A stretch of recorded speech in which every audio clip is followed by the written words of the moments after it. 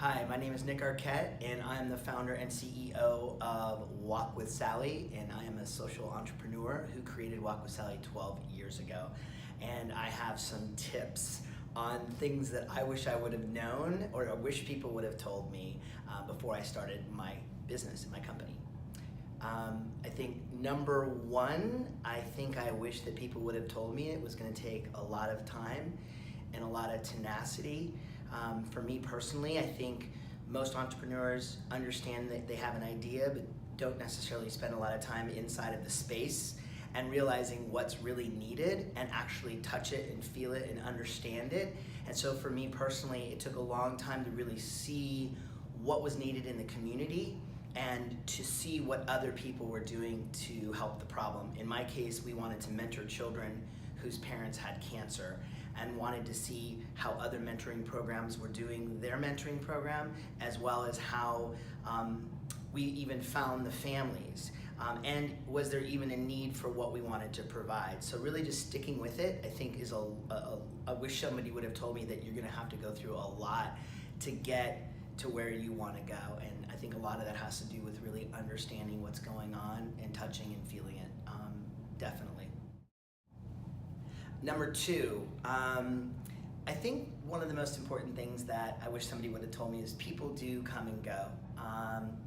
In the beginning, you're creating with different people. You may be collaborating ideas. You may even have certain parts of the startup phase that are shared and created by many people. And ultimately, those people could come and they could go. What I'm really realizing is that this is a long-term project that has different people coming in and affecting it in different ways. I think the other thing about people that I didn't realize is that some people would come in and create possibly major obstacles, disagree, or even in fact be dishonest. And those are things that I didn't realize when I was inspired by my idea and I just want to move it forward.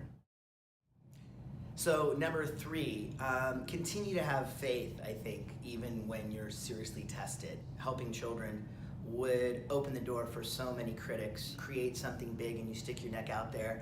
There's going to be a lot of people who have opinions or try and stop you from your big picture, and you have to just continue to stay focused on the mission and really believe passionately that what you're doing is right.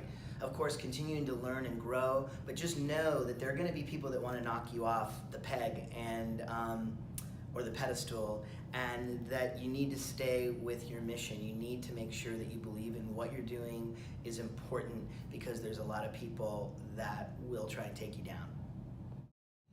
Number four, I think one of the big ones for me was time management. A lot of entrepreneurs start out with figuring out what they want to do and using it maybe as a passion project.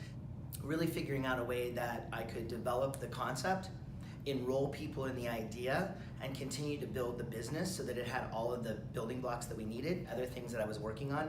And I really recognized how time is one of your most important assets, and understanding that the more you can put into it, the more people you can talk to, the more influences that you can have on the public, the faster that it's going to get built.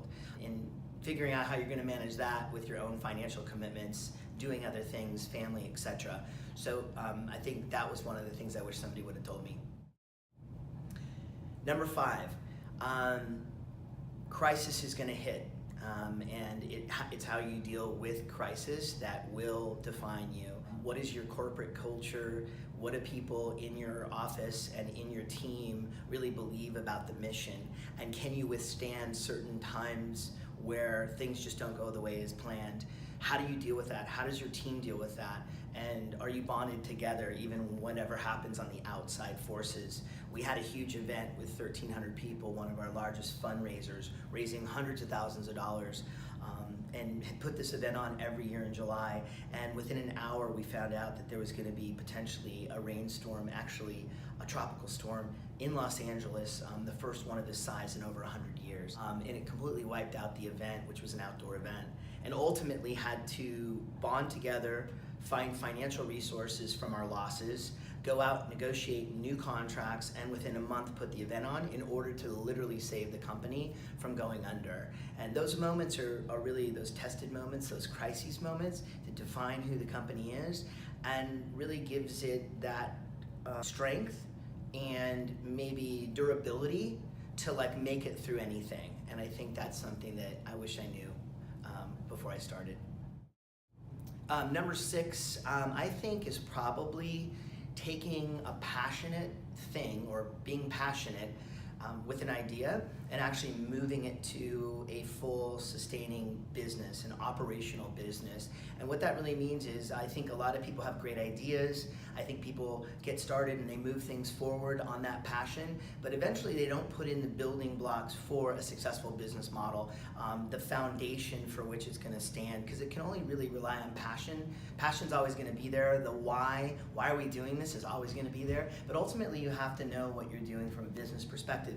So I've relied on educating myself daily on areas that I never knew about, whether it was finance or building a board, continuing to ask and look for mentors to help me who have been experts, and bringing in the right people who have the expertise. And ultimately, passion meets strong business acumen, and that's to me what a successful business is. And in the beginning, I really thrived on the passion of my idea, but not necessarily on the business, and so something I've really learned.